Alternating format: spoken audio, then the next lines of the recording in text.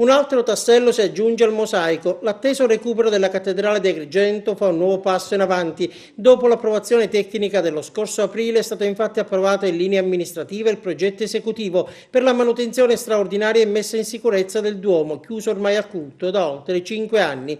Il provvedimento è stato firmato dal dirigente del settore infrastrutture e patrimonio di Palazzo dei Giganti, Francesco Vitellaro.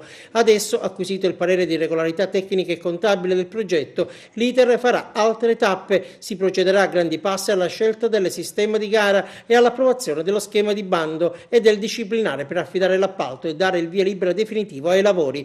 Il decreto di finanziamento, che di fatto consentirà agli agrigentini di poter tornare a fruire del Tempio, è stato firmato lo scorso 30 dicembre dal direttore generale dell'assessorato regionale alle infrastrutture Fulvio Bellomo. Il decreto accorpa i due finanziamenti, quello dell'Arcidiocesi di Agrigento e quello della Regione, per un totale di quasi 1.600.000 euro. Ogni maggiore onere necessario per il completamento dell'opera resta a carico della Chiesa agrigentina. Adesso il documento di approvazione del progetto sarà inviato al dirigente del settore servizi finanziari del Comune di Agrigento per il previsto parere di regolarità contabile.